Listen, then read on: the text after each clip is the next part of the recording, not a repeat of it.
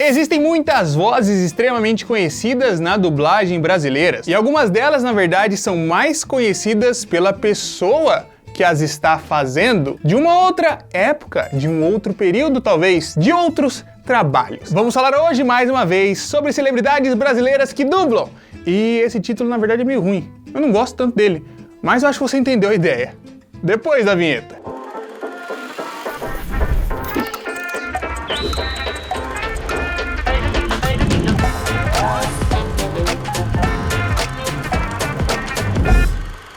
E é o seguinte, geralmente o pessoal da internet fala, não, o último item da lista vai te surpreender, mas o último item da lista vai realmente te surpreender. Eu juro, se você não ficar surpreso, você vai, fica tranquilo, fica tranquilo. Bom, lembrando aqui que esse vídeo é uma parte 2, já comentamos sobre alguns, né, inclusive sobre Kung Fu Panda e muitas outras coisas que estão aparecendo aqui em cima no card, caso você não tenha visto ainda. Mas muitos nomes acabaram ficando de fora porque existe uma limitação de tempo, por isso estamos aqui de volta. Vamos começar diretamente com ele, o saudoso Bussunda. Em toda a Amazônia só existe uma única piada. Esse seringueiro, por exemplo... Já sei. Vai dizer que o seringueiro fica o dia inteiro tirando leite do pau.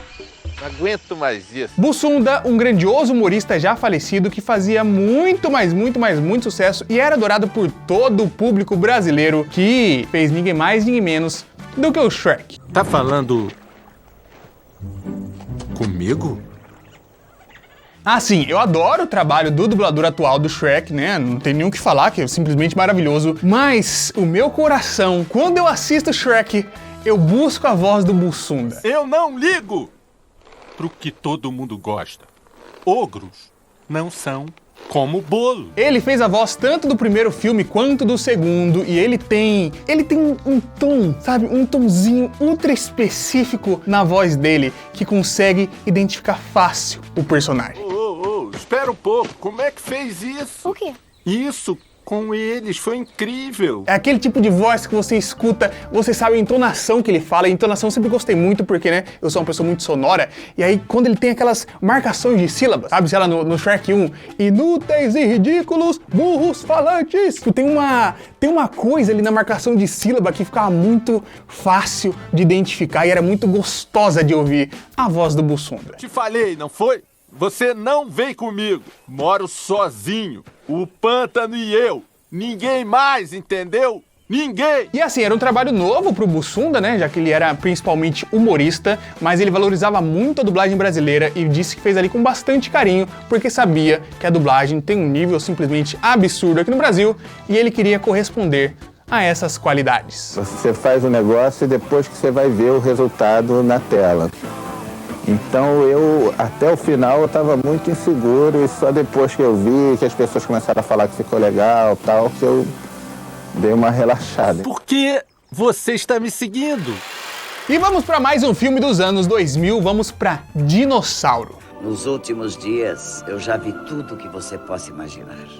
Quem sabe o que vamos encontrar? Dinossauro é um filme que eu acho que hoje em dia muita gente não ouviu falar, mas é, de certa forma, um live action, né? A gente fala, não, hoje em dia a gente teve Rei Leão, live action, olha só, porque é tudo em 3D, ultra realista, mas a gente tem Dinossauro, que foi feito com cenários reais e utilizado personagens de 3D, né, os dinossauros. Então, se tem um filme live action da Disney aqui, é Dinossauro. Os dinossauros não existem, mas é live action.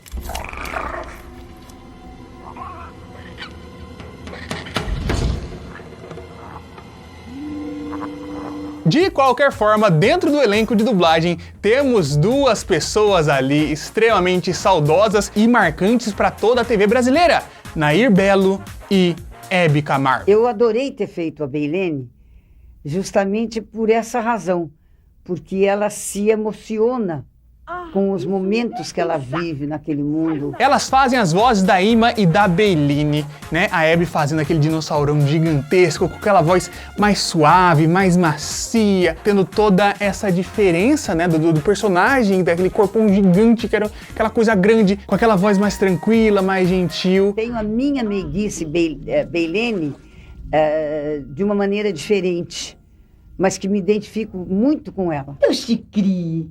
Gracinha. E a Nair Belo já mais carregada ali, um dinossauro mais brabo, um dinossauro ali com mais presença, com mais asperidade na voz, que traz, né, Nair Belo. A gente nem precisa falar, Nair Belo, simplesmente. Bailey, você tem patas grandes, dá um chutão aí, chuta!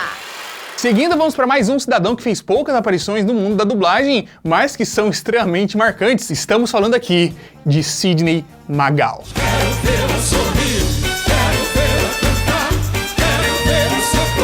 Sidney Magal apareceu ali na época de Happy Feet, fazendo ninguém mais, ninguém menos do que o Pinguim Amoroso. Ela viva está, a verdade vai se revelar. Falai comigo, os seres místicos. E eu nem preciso dizer que é o papel perfeito pra ele, é aquele papel que, assim, foi escrito para o Sidney Magal. Ah, claro, ele foi pensado em outro cantor dos Estados Unidos. Não. Foi escrito para o Sidney Magal. Isto, amigo, é meu talismã sagrado.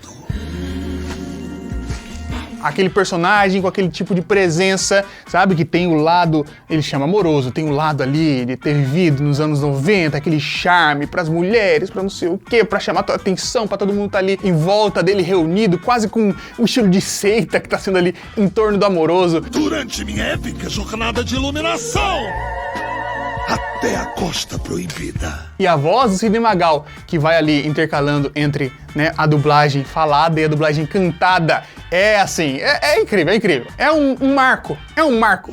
Oh, repitam bem bonito. Um outro que ficou de fora da primeira parte, mas foi muito citado nos comentários, por isso não devemos deixar de falar, é o Selton Mello. Conheço o canto do riacho de Cosme Pinto, onde as pacas atravessam. É tanta paca que cruza por lá que a trilha delas fica marcada na água. O riacho vem reto e naquele canto dá uma afundada. Selton Mello marcou a infância de muitas e muitas pessoas com A Nova Onda do Imperador. Ah, moleque, vamos encarar a gororoba. Eu sou um dono do mundo cheio de fome. Ele fazia Cusco, um personagem ali que tem muitas falas marcantes durante esse filme, que é bastante conhecido pela sua dublagem, por sua adaptação de texto, que as pessoas simplesmente amam e vão à loucura. Odiei seu cabelo, chupou limão, jaburu, jabucreia, jaburanga e já sei, você tem grande personalidade. O trabalho do Selton Mello aqui está simplesmente sensacional, é muito marcante, mas não foi o único dentro da Disney, pois ele fez Kenai em Irmão Urso. Na boa, pela minha garra, mas isso aqui é uma armadilha humana e você não passa de um ursinho bobão. E você não tem chance de conseguir me tirar. Mais uma vez ali, aquela voz que, se você parar pra perceber, é o tipo de personagem que você fala, não, eu sei que é o Selton Mello, deixa eu pensar aqui pra ver se eu percebo os tons da garganta de Selton Mello. Às vezes você percebe um pouquinho. Esta é a história dele. Bom, aliás, minha história. É isso aí. Eu sou aquela lhama. Meu nome é Cusco. Sabe aquele timbre ali que quando vai pra voz um pouco mais suave, tem aquela coisa ali que vai raspando a garganta, que você sente, você percebe. Incrível, Selton Mello. Curiosamente, né, eu fazia ideia desses personagens, mas eu não tinha ideia de que o Selton Mello era dublador de bastante tempo. Tipo, desde que ele era mais novo, assim, ele já fazia dublagens. Ele dublou, por exemplo, Daniel San em Karate Kid. Se eu não me engano, é só no segundo e no terceiro. Mas assim, desde muito tempo ele fazia trabalho de dublagem e quando, antes de ter sido chamado pra fazer A Nova Onda do Imperador, já fazia algum tempo ali, 7, 8 anos, que ele não tinha participado de nada de dublagem, então ele voltou aqui nesse momento. E eu aprendi muito dentro da dublagem, tenho saudade.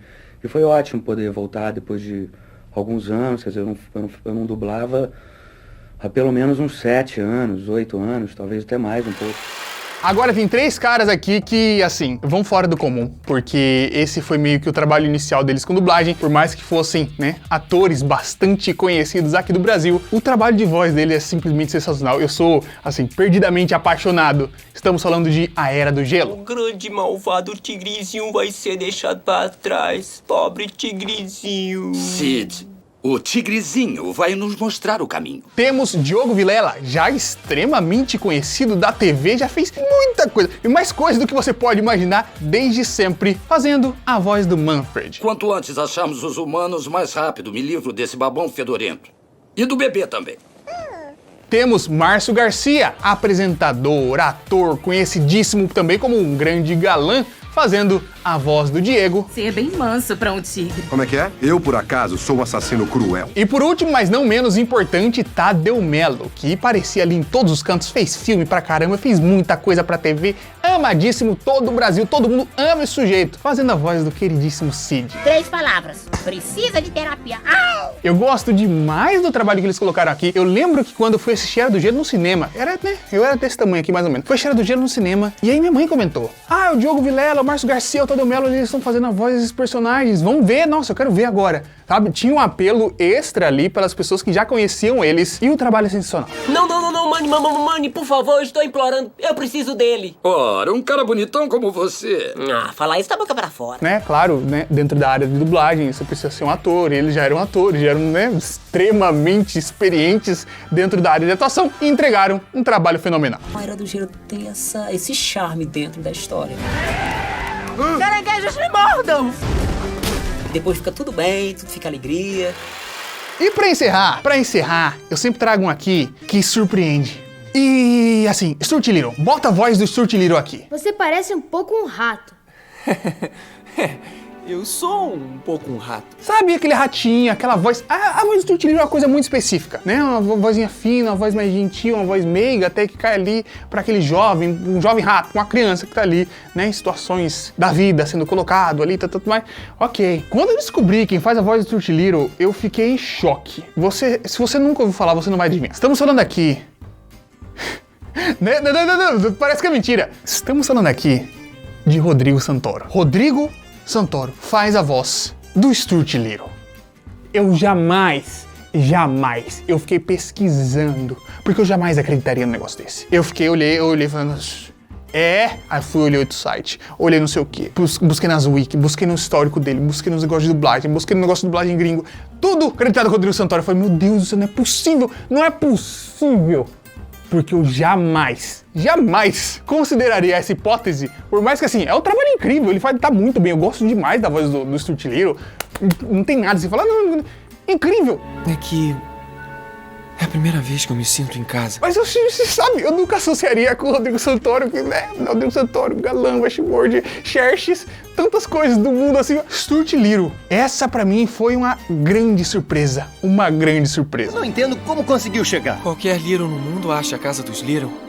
E o Snowbell, eu não teria conseguido sem ele. E deixa embaixo nos comentários outras pessoas célebres do nosso mundo que são mais conhecidas pelos seus outros papéis que não são dublagem, mas que ainda assim desempenharam papéis interessantíssimos. Deixa aí embaixo pra gente fazer outras partes, porque eu tenho certeza que dá pra fazer bastante vídeo desse aqui. E aquele grande abraço pra vocês.